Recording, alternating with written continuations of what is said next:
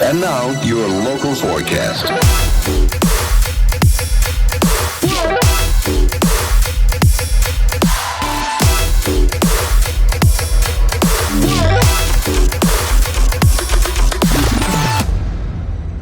You are tuning in to the forecast. My name is M4 Sonic and I'm joined tonight by Chief Street. Yo, yo. And a very special guest. Please welcome to the forecast, Seek and Destroy. It's good to have you, man. I'll just break my watch. Straight away. Straight away. There we go. Welcome, mate. Is this your first podcast? Yeah, this is my first podcast. Yeah. So. That's exciting. Well, basically, we just sit on the couch and we chat all things music industry.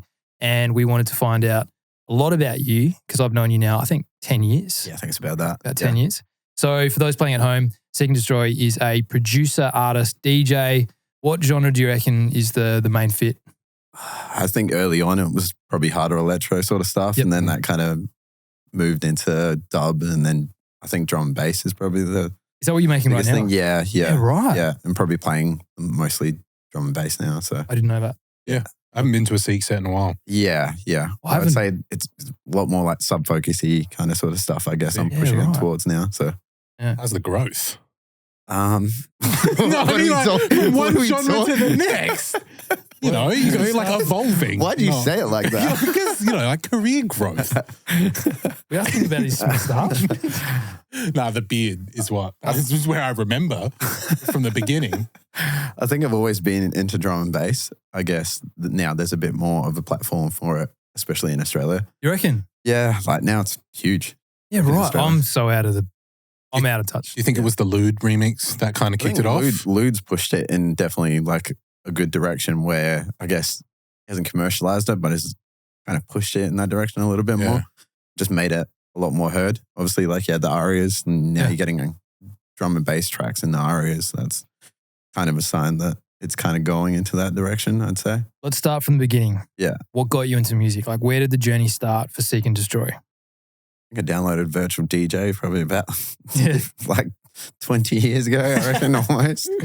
And then I just made a lot of little mashups and all that sort of stuff. And then that kind of went into me buying my equipment.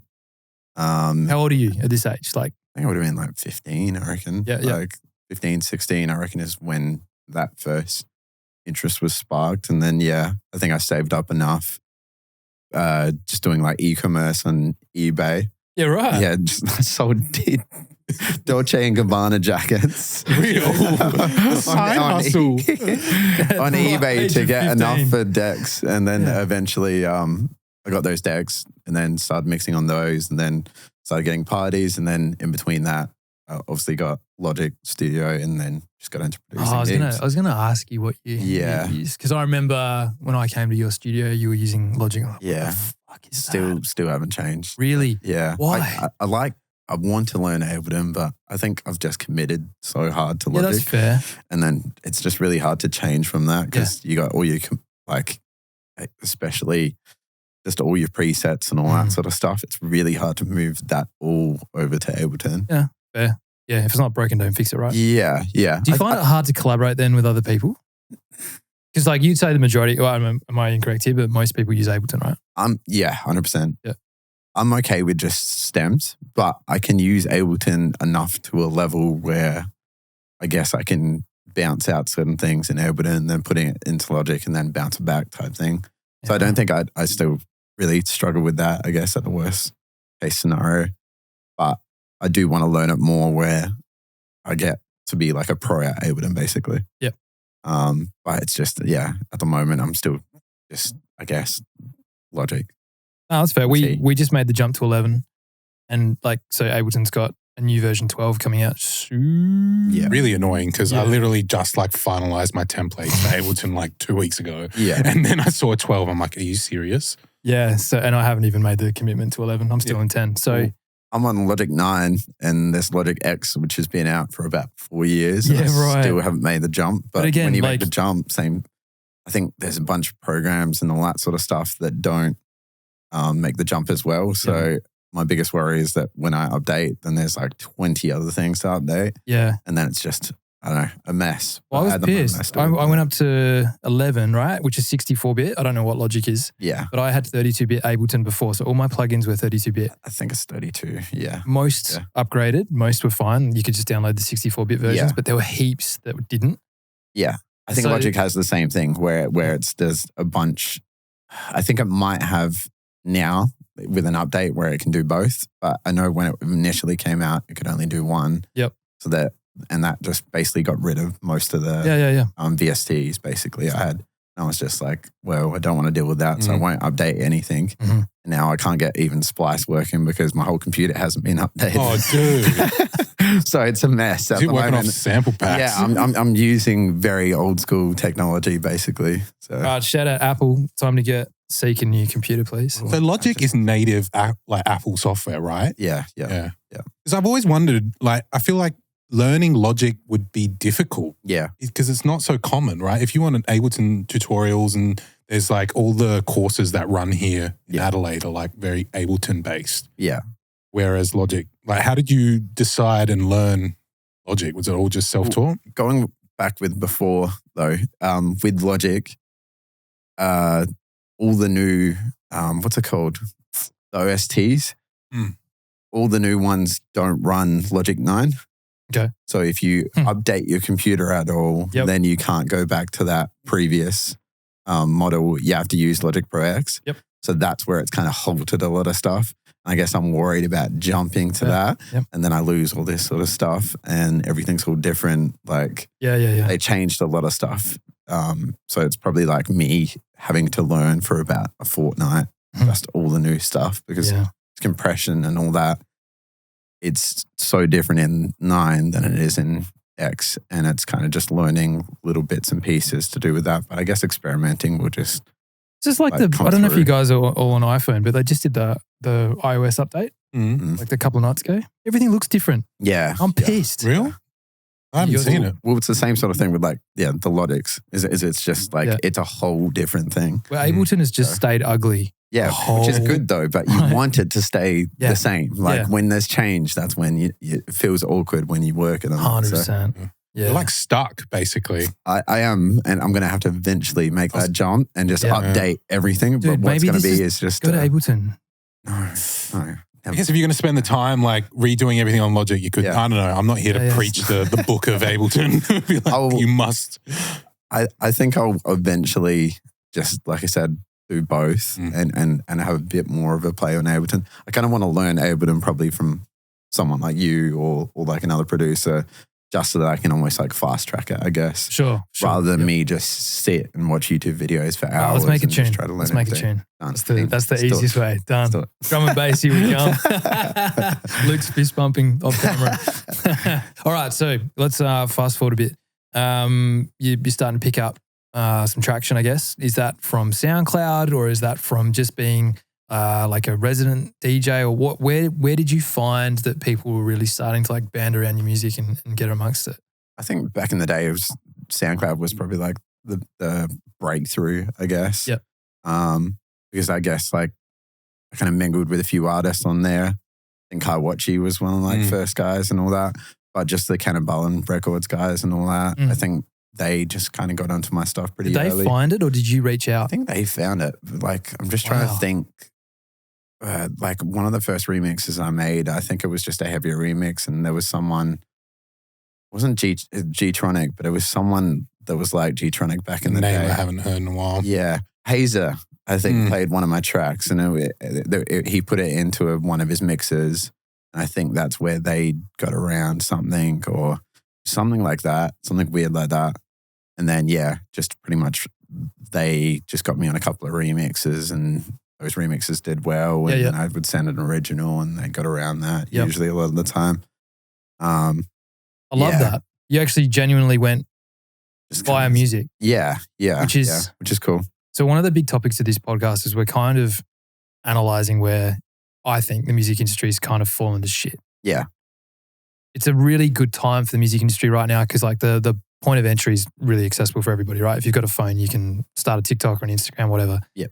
But it's just so oversaturated with bullshit and people are basically chasing this bullshit metrics game that is completely false anyway. Not that they know that at the time, but they're all going about it, I think, in particular, like running this studio, we get a lot of young kids come through and they're all just like, oh, I've got to do this so that, you know, my TikTok blows up so that a label comes and signs me. Like, yeah, okay. Yeah. But it sounds like from when we started, the old school method was music number one. Like you've gone and made a remix of someone's track and then used that to get in touch with that artist or that label, and then they've sort of supported you, and then they're like, hey, I want to hear your originals. And then all of a sudden they're like, there's validity in like the quality of how good you are as a producer. Yeah. That's why you're getting the opportunity. I think the biggest problem at the moment is just the market is so oversaturated, and there is like a lot of people that are really good producers now. Yeah, there are. That's where it's like harder, I guess. Like back then, I feel like there was a lot more of an opening and kind of, I guess like there was originality a lot more back then as well too, because now, because it's so oversaturated, that originality becomes less and less. Well, we're going because backwards. there's a bigger and bigger market sort of like thing. Even David Guetta's like doing bootlegs of 90s hits. Yeah. I think with that, it's I guess they're now just going to familiarity. It's a hard word. Well, then it comes back to the lewd stuff though, right? Yeah. Like the biggest track he had was a remix or a bootleg or whatever, the Down Under remix. Yeah. And I find a lot with drum and bass as well. Like drum and bass is such a easy genre to remix into, right? Yeah. Just put a drum and bass beat and make it faster. It's almost became like, I guess minimal was one of these things back in the day where people would just do that and then they would have the chords of the track or the bass line of the track and they'd just chuck that in. I guess with a lot of drum and bass remixes at the moment, they're kind of just doing that.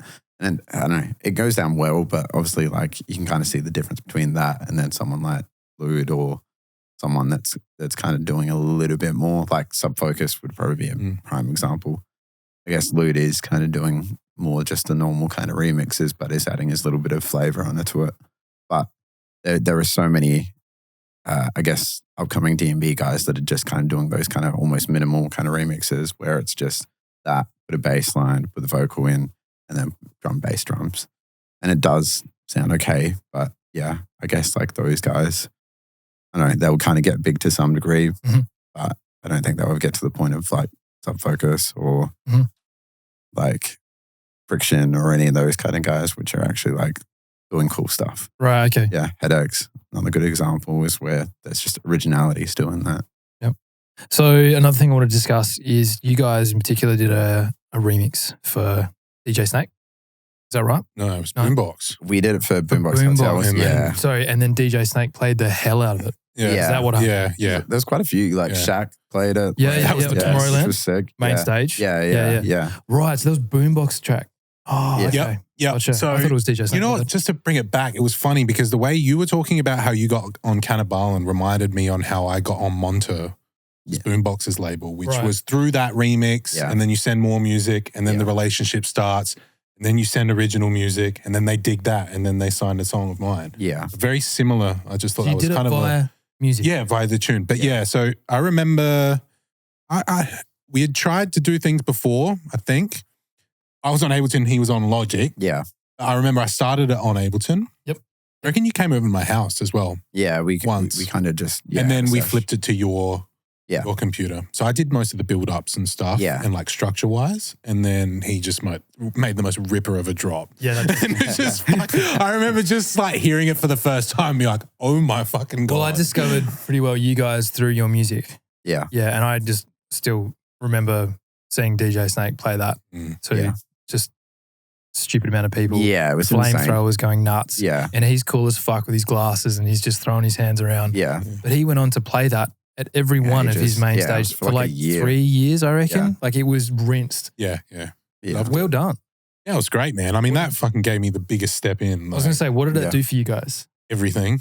For me. I think like, I built so many relationships and got a lot of eyes on me from that remix. And if it wasn't for that, I don't think, that was a big, massive break for me. So what made you guys want to do that remix?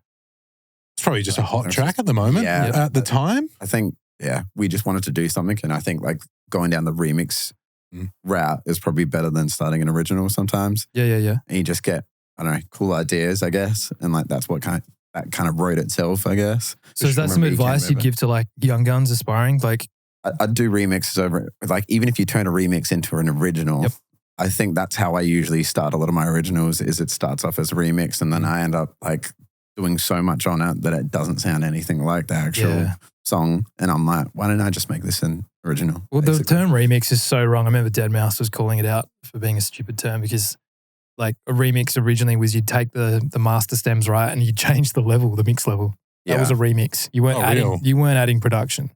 It was literally remixing the song. Mix and master almost to agree. Yeah. And you might make it an extended play, but you're still using the original stems. Now remix is like, I remember when I first got my first like golden official remix, I only used the acapella. Yeah. And then just completely reproduced everything underneath. Yeah. It was like a remake. Yeah. But it's called a remix. And then a lot of people call remixes what they're actually an unofficial remix. Yeah. It's a bootleg.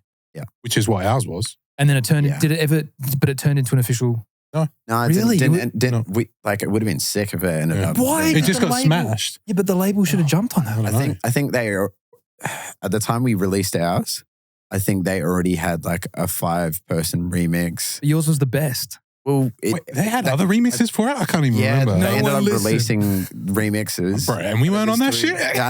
Yeah. They ended up releasing it, but they released it around a similar time that we released that. And I reckon maybe it was just like a bit of a weird sitch with that. But I know that ours probably got the most light out of everything. Dude, Boombox opened one of his shows with it. Like he had one of his big shows and our remix was the first track he played. So, all right.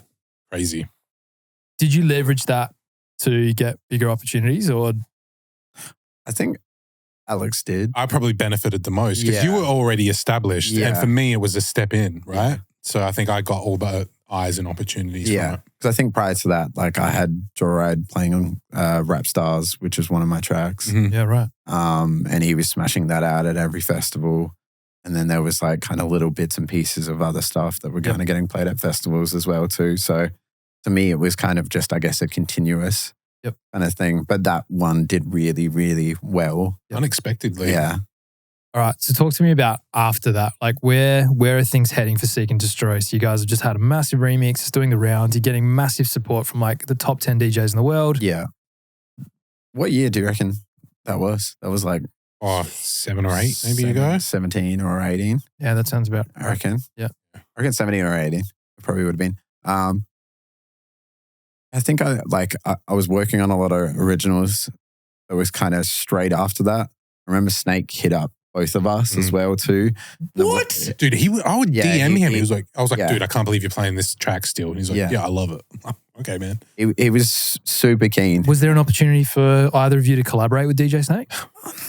I didn't have the opportunity to collaborate, but he just wanted a lot of tracks and all that. And the worst thing is that I didn't end up, I was like, I think my biggest worry is I'm a perfectionist when it comes to music and I wasn't happy with a few things and didn't get them done. And then I guess over time that interest got lost and it would have been like a 6 month, 7 month period. And I think I was still touring at the time and stuff. And I was like, when I get back, I'll make sure I finish this stuff. And then a bunch of other stuff happened and it was just really hard to send over stuff. Do you think you could still... Like it was on Twitter, like, and I don't even know. I probably haven't used Twitter for a couple of years. Who uses so Twitter? I might just. Like you were contacting him through Twitter. Well, yeah, he was messaging me on Twitter. I remember I was out literally, I think at EC one night, and it was at 2:00, and he's like, "Where's this track?" Yeah, and I saw the notifications come up, and I just showed my mate, and he was just like, "What the fuck?" Yeah. But yeah, no, I definitely didn't take the most out of the opportunity there. I feel like I think about that a lot where I'm just like, I should have just sent this stuff even if it was half finished and all that. There is a couple of tracks now where I would be like, I think he'd still probably get around this sort of stuff. All right. I think it's all stayed relevant, but just, I guess to me, the worst thing is finding the time to actually finish that stuff now. I've got a challenge for you. Yes. I've got a challenge for you. I want you to reach out to DJ Snake. Yeah, see if he... And then we're going to get you back on this show. We're going to find out how it goes. All right, easy. Because like, I mean, dude, I'm talking to myself here. And I just see Luke just off camera being like, this fucking guy. I have roadblocked my career massively. Yeah. And, you know, like the first people to give me the biggest opportunities. I joined their team, I joined their management, I joined publishing, I joined all that sort of stuff. And then it just wasn't a good fit for me because I was too headstrong at the time and had so many other needs as an artist that was demanding too much time based on how small fry I was at the time. Long story short, I left those people, but the producers, the ones that really gave me the first leg up, I just feel like I've shut the door. Yeah. And it's kind of like, you know, what you're saying, it was 6 months. Well, I mean, this was like, it's 10 years ago. How do you reopen that door? And I'm like, well, I'll reopen it once I'm ready and I've got something that I think is so fucking good that they're not going to say no to, because I'm like, if they say no to this, that the fear of rejection is almost like stopping me. Yeah. Do you kind of feel the same way, or is it just like you won't read the message? I think like I'm at the point now where I'm kind of leaning towards the direction where I'm like, I need to just start finishing stuff and sending it off, regardless of if it's perfect in my head. Sure. Just because I'm just going to sit here and not really release anything if I kind of stay in that frame of mind where I'm like, I need this to be perfect before I put it out. Yep. Because I guess no track is ever completely finished, I think, in anyone's head. And you could honestly just stay on a track forever and keep on adding stuff again and again and again.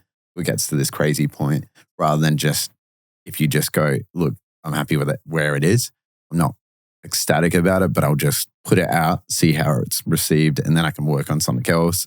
And then gradually get better with each track anyway. Love that. And then if you do get collaborations, then you pick up stuff from them, and then I think you gradually build that. I think that's where I'm kind of leaning towards now. Well done. I've put out tracks. I'm like, this is perfect. I listened to it the other day. That's shit. Yeah. Just got to put it out. Dude, I got a quick story. I played one of Seek's tunes called Party Animal. You remember that? Oh, dude. Yeah, the one that, I never released that. I was literally about to say, I fucking bugged you for years too. How fucking good. Yeah. Okay, but I'm sorry, you overworked it because I heard a new version of it like ages later and I was like, what happened? There was the first version was like very Alvin Risk kind of The vibes. one that was on Facebook. The one that was on Facebook. Yeah, and you the did a Alvin Risk cartoon. ones. Yeah. And it was the teddy bears. Yeah. I played that. Did I show you the footage? I played it at Dreamville. No, but So- I couldn't. Oh, dude, I tagged you on Facebook. All right, well, we have to. So to go back in time, I played the American version of Tomorrowland in Georgia, Atlanta. It's called Tomorrow World. Yeah. And they have, it's like exactly the same as Tomorrowland. They have the Dreamville opening night where like everyone goes. Yeah. And I got to play, I think like third or fourth to last or something. Yeah. It was a good spot. Yeah. And I played Party Animals. Is it Party Animal or Party Animals? Yeah, it's party animals. I'm pretty sure. Yeah. Went off. I remember I sent it to you like ages ago. I loved it. Yeah, So I think as soon as I saw it on Facebook with the cartoon you did, I messaged you, dude. Like, I could so easily just find the old Can you project please? somewhere. We and challenge just see you. if I can, see if I can just revamp it a I've got little two bit. challenges for you. Number one, reach out to DJ Snake. Yeah. Number two, please, fucking hell, release Party Animal. It was so, I think it was so fucking good. You know why? You know it was so fucking good? Because I'm sitting here with the same feelings and remember the exact track, the exact video. It was like, I know it was on Facebook out of all fucking platforms that it was popular on. Yeah. With like a horizontal video, you know, like that's how long it was. It was the Adventure Time. Adventure Time. Yeah. And it was incredible. Everything was to the party scene was to time of the it was music. a party teddies. Yeah. And okay, so can that actually go out? Because that's still one of my favorite tracks. I think that the only issue with it now is because like I did have a vocalist. Yeah. Like he's this Jamaican vocalist. Did you get clearance? Well, I bought the vocals, but like I guess the only thing with it now is releasing it so far. You think it's dated? I don't know. All right, we've got an expert back here who runs publishing and record label. All you need to do, correct me if I'm wrong here, Luke, is have you still got a contact with this guy? Yeah. Give It'll be a really old email. Like, I don't know what he's doing. Old It's been friend. about 8 years. Hey, I'm going to release the track. Like, Finally. Do you want started billing? 8 years. Did you? I'll give you publishing credit and then it's going out. Were you saying that? Did you think the track was dated in its, as in like the production, or was there an issue with the I think vocal? I just was never completely happy with it, like to a perfect level. And then I ended up Slammed. It was so good. there was an artist that I ended up collabing with not long after on that track. But it changed. And then it Oh, changed. yes. And I remember he's a this good too. artist as well too. Yeah. And he was doing like heaps at the time. I can't think right now, but he was in Dim Mak. And I was thinking, I guess in my head, I was like, yeah, I get it. okay, like we can collab on this. If it changes a little bit. He was very clean with his production. Yep. To me, I did still like the new version. It didn't have that, I guess, heaviness, coolness to it. Yeah. That kind of got like killed a little bit, but like it was cleaner and neater in my head. Like the production of it was just, I think the essence of the original got lost. yeah. You can be a like really good technician and not make people feel. Yeah. I think the weird thing is, I guess maybe that's where I'm struggling with now is I'm getting a lot more about the technical side of stuff and I'm getting lesser about the cool, fun stuff. And I reckon that's where I need to get back in the frame of mind I was when I was like kind of on Cannibal and kind of just in that killing it period. Well, let's get sort of closer to where we're at now. So let's fast forward again. I mean, 8 years is a long time to fast forward, but what's the trajectory for you now? Like, are you still touring? Are you still making music? What's the deal? I haven't toured since COVID, Mm-hmm. but I want to get back touring, Mm-hmm. and I want to start releasing a lot more. I don't think I ever released like a full EP, so I think I always just did singles and remixes and all that sort of stuff. So I want to get a full EP out ASAP. And I also, with a side project as well too, is I want to kind of release through both, so I can kind of be hitting two different areas at the same time. Okay. I've obviously got Seek and Destroy. Yep. But I've also got a thing called Bruxton, and that's more like techno-y sort of stuff. We'll add a link. House. Yep. House music, okay. With that, I do want to start pushing that as well too, because I guess my interest in my head as well too, musically, I've had a lot more interest for techno, I guess, over the past few years. I did always like it, but I guess over the past few years, it's just been like, I love this. Why not have Seek and Destroy make techno music? Because like you still need to split them apart. It's two very different styles. Like, I don't know, Skrillex is probably the only artist I think that's ever been able to kind of like have techno-y sort of stuff and then dub and then D&B and all that sort of stuff. Why do you think he's allowed to? Is it just because of his mass fame, or is it just because he just backs himself? I think the major thing with it, and I've always kind of thought about this, is that you kind of still have to have like, I guess, a style that's certain with your name. Because if someone gets you on a remix or something like that, if they were to go, hey, I'm going to get a Seek and Destroy remix, I feel like they'd expect a dub or a D&B or a hard electro kind of remix. If I'm kind of pushing out that techno sort of stuff through Seek, then it kind of, I guess, blurs that kind of line, and then they don't really know if they're going to get this type of remix or this type of remix as well. And then I guess just people that are interested in you kind of get a little bit confused as well too. I feel like you need to kind of set the two aside. Otherwise, it might kind of handicap you in a little bit of a way, because I feel like then you're just trying to make something that sounds more like this or something that sounds more like this. When if you split them completely, then you can go, I can really do anything in the techno field through this name. I can do anything in the heavier field through this name. My only fear with that is that I can't keep up one social media account, let alone two. Yeah. That's just a personal thing for me, is that I don't know. Challenge 3. Challenge 3, yeah. I mean, I think all of us sitting here are struggling at that. I make everything jack of all trades, master of none. And I don't know, I'm kind of following my nose. It's like, I'm really loving proggy house right now. So I'll make that. And then, all right, I'll get a launch pad out and I'll make a hard electro, whatever. And like, same deal. If someone reaches out for a remix, they didn't care about the musicality. They just wanted a gimmicky launch pad video. And I'm like, nah, I'm not feeling it at the moment. Yeah. And I think I let a few people down where they're like, all right, this is an interesting interpretation of a remix. This is not a launch pad song. Yeah. So I totally get it. But this is one of the biggest things I've struggled with. And I've spoken off camera to Luke a bunch of times, like, I'm loving pop music and I'm writing all this pop music with this songwriter. What should we do? And we're just ghosting it out now. Like someone else can have it, hopefully. But I'm like, I really love that song. I'd love to have my name associated with that. Yeah. It is conundrum. I feel like with Infosonic, obviously, like I feel like you've kind of created this broad sort of name where you can kind of have like a field of where you can release prog house and main room and harder electro and all that sort of stuff. But I think if you were to release like a random, I don't know, metal dubstep track or something like that, that would be different sort of thing. But with me, I guess metal and all that sort of stuff was very much like a thing of seek. Yep. To release like a techno song that's got like, I don't know, kind of like Green Velvet kind of vocals and all that sort of stuff, it would be very left of center for the Seek and Destroy name. And that's where I guess like it has to be kind of split in a bit of a way. Yeah. And I guess, like I said, it gives me freedom within those two names to not restrict myself where it has to sound like one or the other type thing. Because you still need your style at the end of the day. Sure. Because if you don't have that style, then you're basically just making anything, I guess. I understand what you're saying because like techno is very far away from bass music. It's very far away. Yeah. And it could throw off people. Yeah. Also, it would be nice to be at a festival and play a techno set. He wants the double booking. Yeah. Oh, so I can't play main stage. I've already been booked for the second stage. Yeah. Double income, mate. Yeah. No, I think it'd be sick just playing like at a festival, just two different stages would be like a vibe. Yeah, that's unreal. Two different vibes. Goals. Yeah. Yeah, right. Okay. And so you haven't toured and since can you COVID. talk to me about, man, like I was literally on the last flight home from Southeast Asia when the borders shut. Yeah.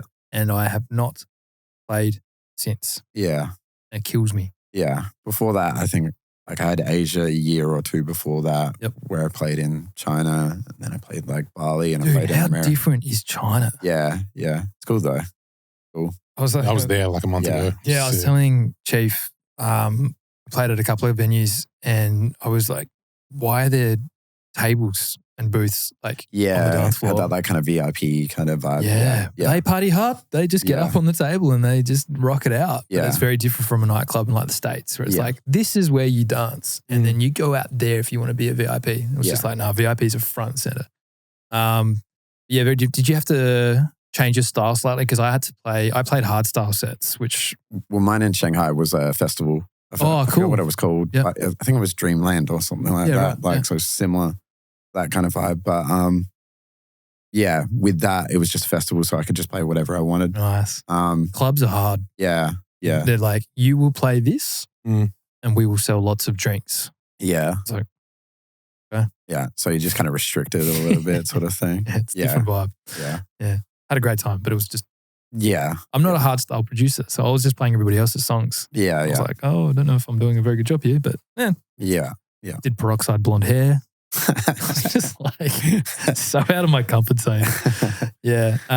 So okay, what do you see happening with Seek and Destroy in 2024? Like what is like an era back in time, like maybe when you guys did the remix together? Is there like an era that you want to get back to, or like, are you making music full time at the moment, or is it part time, or not as often as you like? Where are you at? At the moment, it's obviously part time. Like I think since COVID, it was a bit of like a shock, I guess, because previous to COVID, I just did it full time. Yep. And then COVID obviously changed everything around, and that's where I had to kind of go back to normal work. And I'm doing graphic design and marketing and all that. Nice. So I guess still in like still creative kind stuff. Yeah. So it's still being creative, and I guess it's still within like where I can kind of flex those skills that I've picked up from that. But yeah, I 2024, I obviously want to get back touring. Like that's been like a big thing. Even just this year, I'm like, I need to start touring. I miss it. Yeah, man. And like, I feel like, I don't know, I'm just being in the job that I'm in now sort of thing. I guess like I'm struggling with that, not having that outlet that I had with music, and especially with touring and just meeting people and going to shows and like playing music to people. I don't know, there was just something about that I love, and like obviously the reason why I'm doing this. Yeah. Playing your own music to people, it's just, I don't know, like can't beat it really. No. So yeah, I guess like that's the big goal for 2024 is doing that, releasing an EP, releasing a lot more music, and then obviously getting both names to a decent level where I am playing festivals close to the summer season. Okay. Yep. Do you think locally, like there's just a bit of a hole for us at the moment where there's just, unfortunately, we're not lucky enough to have a lot of opportunity? I think Adelaide's a weird one. Like Adelaide's always been a kind of weird one. And I think like the worst thing is I remember when I was in like LA, I think I probably worked on the most music when I was in LA. I think that would have been like around that 17 period as well too. Because it's such a music hub and everyone's kind of, I don't know, passionate about it and like chasing something. Yeah, all chasing kind of like a similar dream. You have like kind of this shared kind of hustle in a bit of a way there. And just everyone's, I don't know, like you go to parties and you're mingling with people that like get her and all that sort of stuff. Yeah, what happened to get her? Still around. He's still doing, yeah. He's doing his side project, right? Yeah. Terror Reed. Yeah. He does what he wants. But like, yeah, just when I was there, we were just like mingling and you'd meet about like 10 artists that you've kind of played music of over the past couple of years. And this would be literally in 1 week of being in like LA. And then I feel like you just, onto your Logic and you'd just be able to write something straight away. You're just listening to their music and that's kind of inspiring you and you're kind of feeding off of that. Yeah. And you're feeding off the energy of everyone else being excited about stuff. When in Adelaide, you don't have that energy to feed off of. You just kind of got this, I don't know, streamlined, like just real flat line, I guess. Well, we're trying to change it. So the pandemic, same deal, like lost all my income. Yeah. And not like I don't do this for the money, but like I had nothing coming in. So it was like, oh shit. Yeah. Literally sold my car, man. Yeah. Like, and then we built this place. And again, like the business that was the main occupant in this premises, they went under because they weren't getting any work. And I just had to make a make or break decision like, all right, am I going to become a service provider? And the only skill set I know I have, which is audio, it's now progressed into video as well. And I love it, don't get me wrong. But like when I think, like social media has been so bad for my headspace. When I'm like looking at artists that are doing the things that I used to do and that I aspire to still do. Yeah.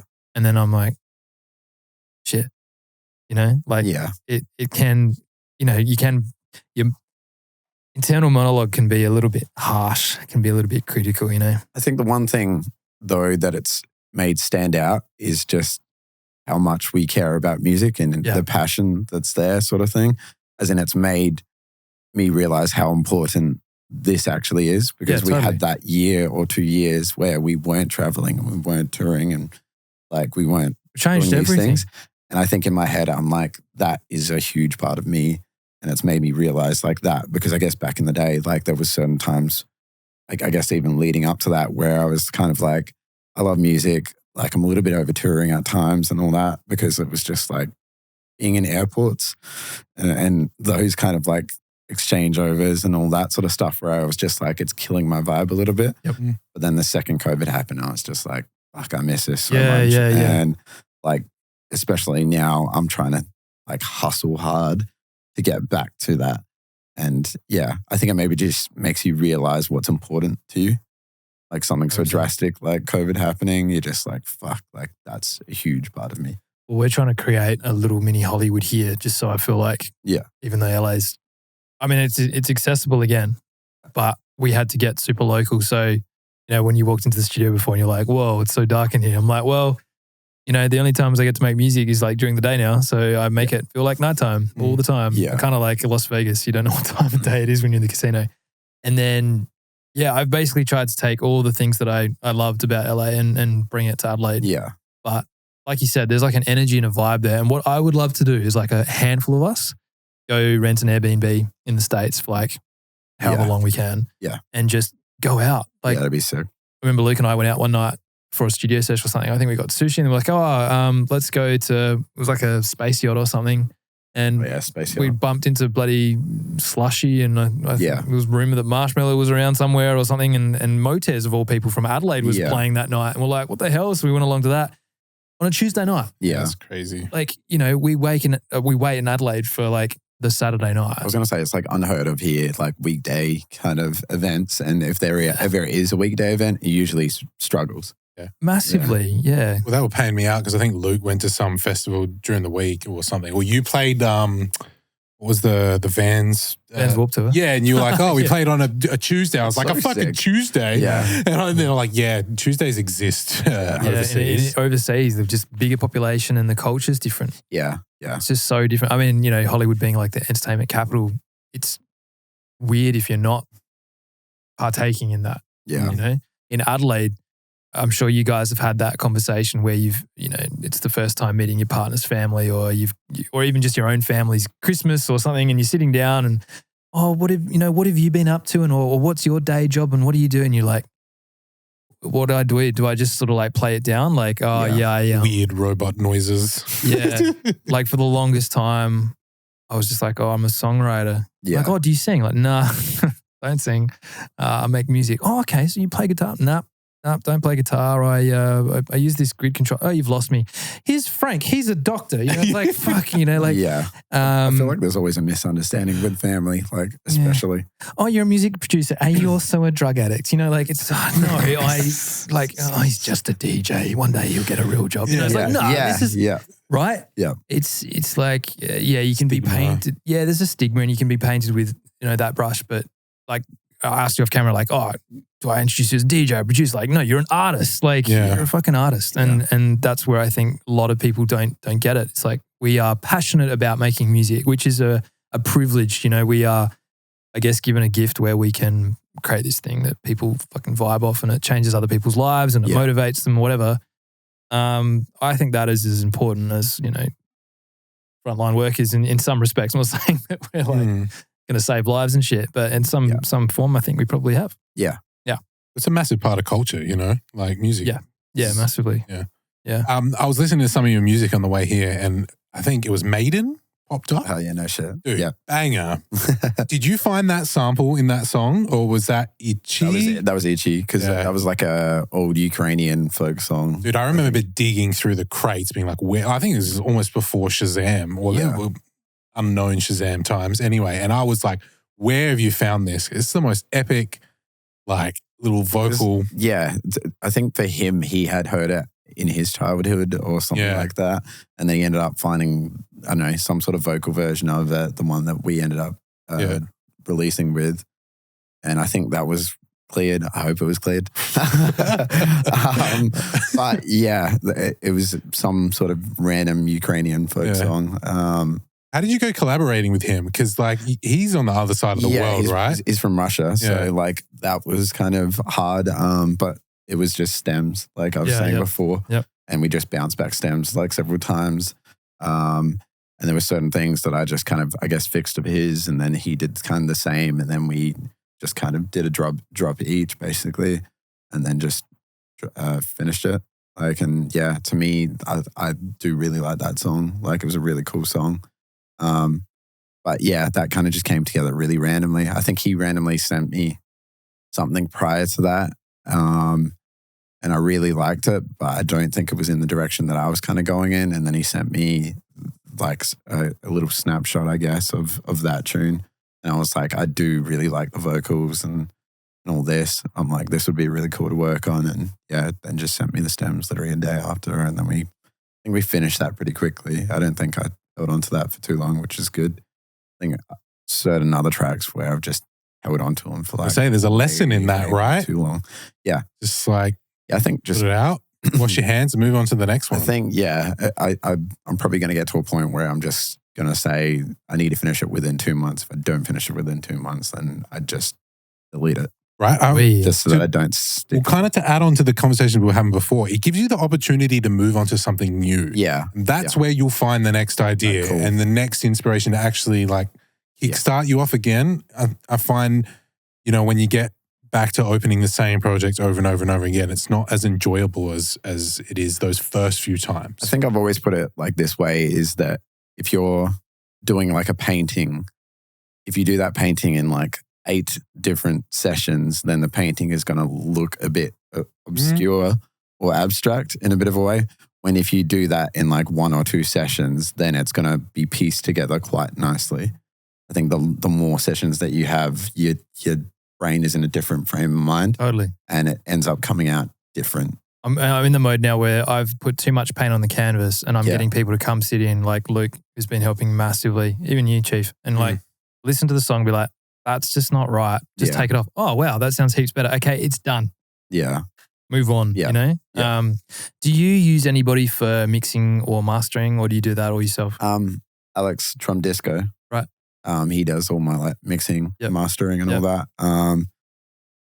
The past couple of times when I finished a track, I've sent it to him and it's like a lot of this stuff is already kind of mixed and mastered. I think the way that I produce is because I'm chucking compressors and everything on. Yeah. He goes, there's not really like a lot he can do because like I'm kind of mastering the track as I go. Yeah. Is the way that he put it. But I also I always still send it to him and kind of get his idea from it. He's a good friend of mine. So I guess I have that avenue where I can just go, let me know if you can make this sound better. Yep. And he will kind of give me an honest opinion and he'll be like, you've put too much on it for me to be able to do much. Or he'll be like, okay, there's an opening here where I can make it sound better. I mean, every demo I've gotten of yours before, I've opened it up on SoundCloud and it's just the sausage. Yeah. It's just the way. Yeah. And I'm like, so I see where he's coming from. It's like, this is loud. It's hard. Yeah. Like I just want to get it to that insane level though. And that's where it's just, you have to just chuck a lot of stuff. But I'm starting to learn a little bit more about that. And maybe the techie stuff, right? Is kind of bringing you back to like, oh, this doesn't have to. Yeah. I think I'm starting to learn that less sounds, but just make them sound better is the better way to go about it. When before it was just like, just chuck everything in here. Fill it up with shit. Sound good. Yeah. But I think, you just need room for everything to breathe. And I think he explained that, where it's just like, the more room you have to breathe, the more the speakers are going to bounce and the more it's going to have that, I guess, groove or vibe. When, if you've just stacked everything, then there's not as much room. I think of it like a siphon, right? So you've got all, like, imagine you're trying to fill this, I'll explain with a cup. Trying to fill this cup and you've got a big funnel and you're pouring all your ingredients in, but there's only so much that can fit through the top here. So you have to be really hyper selective with what goes in as opposed to like, oh, nah, whatever drink I just poured in it wasn't right. Let's just add more. It's like, nah, less is best. Yeah. But it took me the longest time to figure that out. Yeah. So simplicity, but the execution then is paramount. Yeah. And that's just experience, right? That just takes time. Where old mate Chief Street sitting next to me, he'll send me stuff to master. And it's just so, like, it's there. It's really, like, I'm pretty well just slamming a limiter on it, really. Yeah. I mean, there's a lot more that goes into it, but everything that needs to be heard is there. It's not, like, you're not searching for stuff. You're not having to be like, oh, that bass frequency's clashing, or it's like whatever. Yeah. Yeah. You're really good at EQing. I don't know, just something about sample selection as well, I think. Yeah. You leave a lot of room in your mix. Stuff. It's super dynamic. So then, like, we do analog mastering here. Yeah. So then when we're running it through the analog gear, like, it's got so much headroom. Yeah. And you can pump it. And it's still the clarity there and it's got all the definition and everything's like warm and nice and it's just a joy. Yeah. But some people send me just mud. Yeah, it's mud and it's like, well, when you I just come in with a one-liners. Well, a muddy mix. It's a muddy mix and you're using like deduction. And then they're like, can you please clean this up? It's like, I can't. Nah, when you're trying to carve shit out of a mix, that's hard. Yeah. So.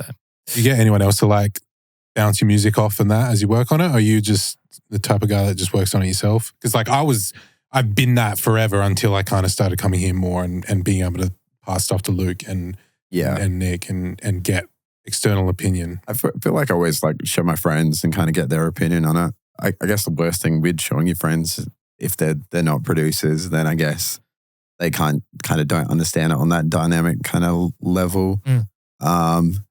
But yeah, I'd say Trump is one of those people that I do get feedback from. But there's not really like much. Like I guess like this is the whole thing going back to like with Adelaide is I do want to kind of find a circle where I do have people to bounce off of. Dude, you have and then us, I could man. within a day just go, hey, can you check this out tonight? Well, I need feedback tonight because I'm in that frame of mind at that time. Yeah.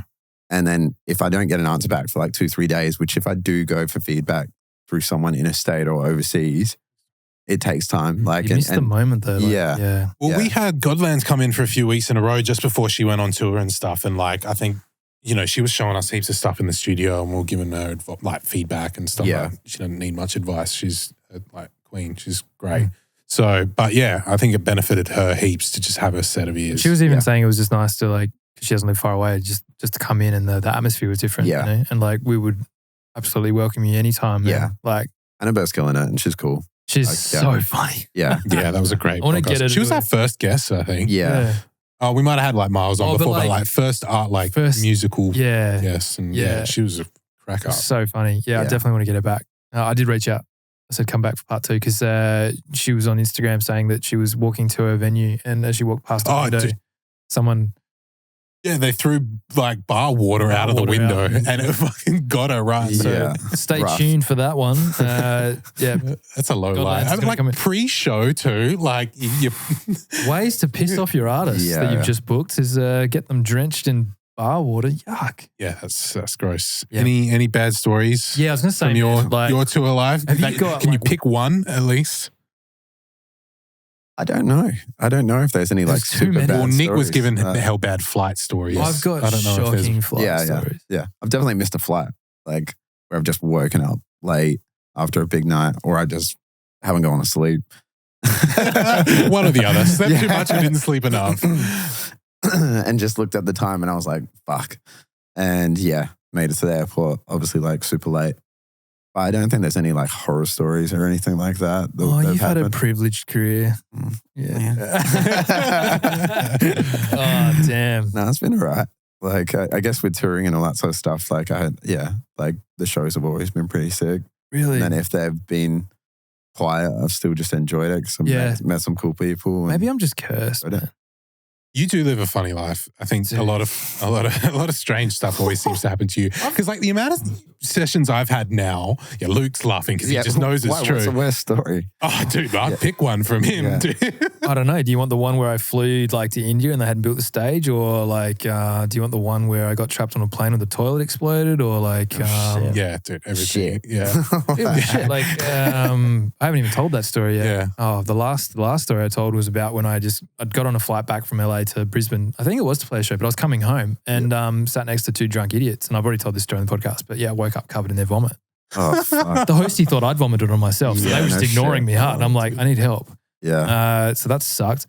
But I've had plenty of shocking experiences, but I think every scenario has kind of taught me something about myself. Like at the time, you're learning a lot, man. Learning a lot. All right. Well, I'll give you a quick one. So this is probably the worst flight of my life. And to give some context, I've just done a few back-to-back shows in the States, and my current manager, his name was Evan. Do you remember Evan? Yeah. Everyone was cool. Yep. So we were flying back to Australia only because the last show that I was meant to be playing at got cancelled due to, I think it was terrible weather or something. Yeah. In Seattle. So I wake up the next morning. We're gonna fly to LA and then we're gonna get on the next plane home. And Evan calls me and he's like, "Can't move." I'm like, "What?" He's like, "Come to my hotel room. I can't move." Anyway, I get to his hotel room. Poor bastard. He slipped in the shower. He's like done a disc. Oh, no shit. And he's in like excruciating pain. Yeah. Anyway, we managed the poor bastard. We get him dressed. We get him into a car. Yeah. And he's like sitting in the car, like, poor thing. Every time we go over a bump, just like, his back is spasming hard. We get to LA. I haven't said anything to Evan, but it's actually my birthday. Yeah. And so at this time, I've got Evan as one of my managers, and then I've got 2 US managers, and one of them messages me like, "Hey, happy birthday." And I'm like, "Hey, this is the situation. Evan's pulled his back. We're at the airport." And they're like, "When's your flight?" Like, "Not for 8 hours." So we're just sitting at the airport. Yeah. He's lying flat. He's like, "Man, you go do stuff. You go do stuff." So long story short, I leave Evan on the floor at the airport and I go catch up with my other manager quickly, get back to Evan. We get on the flight and this poor bastard, like he's taken as much painkillers as he possibly can. Plane takes off. It's this really strange smell. Now Evan, I think, is finally passed out, which is great. There's this really strange smell. It almost smells like hot metal. Yeah. It's like, that's weird. And anyway, thought nothing of it, fall asleep. Wake up 4 hours into the flight. Pilot's like, ladies and gentlemen, it's the captain speaking. We just wanted to inform you that we have turned the plane around. We apologize for the inconvenience, but the toilets in the middle of the aircraft are not working. It's like, why are there hosties running up and down the aisles with towels? What's going on? Yeah. The smell's gotten worse by this stage. Anyway, Evan's like waking up, looking at me. I'm like, did you hear they've turned the plane around? Some girl next to me starts crying. She's got like a funeral or something. Yeah. Something really important to go to. And they're like, we're going to fly back to LA. Just go to fucking Hawaii or go something. Forward. Go forward, not backwards. So we spend another 4 hours. You're just going back to where you started. On this shitty plane. Yeah. Meanwhile, Evan's still spasming. Like his back is fine. Anyway, I feel for the dude. So this is like pretty well 8 hours of just, the plane smells like shit. Yeah. Got this chick next to me that's just mortified because she must have had something really important to go to. Yeah. We land at LA at like 3 or 4 in the morning.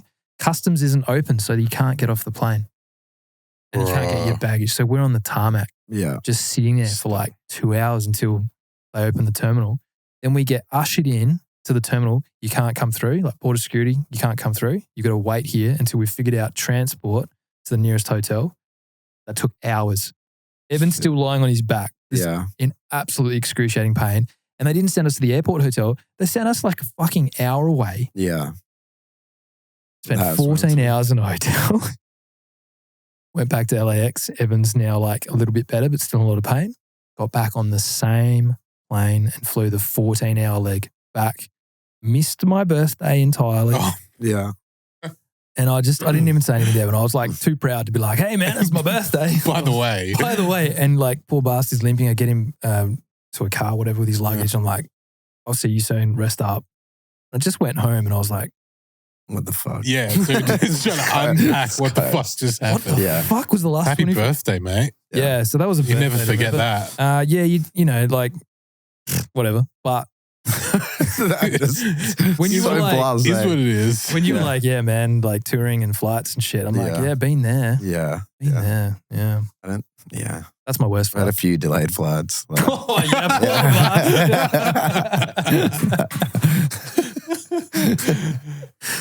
Luke's just tripped backstage because he thought it was so funny. So what's the collateral? We got a broken watch. Whatever Luke's just broken. Yeah. Well, there you go. I think you've been fairly unscathed. I reckon, mate, we need to get you back for part 2. What do you reckon, Chief? For sure, man. When he releases his next Party Animal. Yeah. See you in 8 years, mate. Yeah. Mate, it's been an absolute pleasure to reconnect. I'm sorry it's been so long between drinks. I feel like I think there's something, I don't know what it is with Adelaide.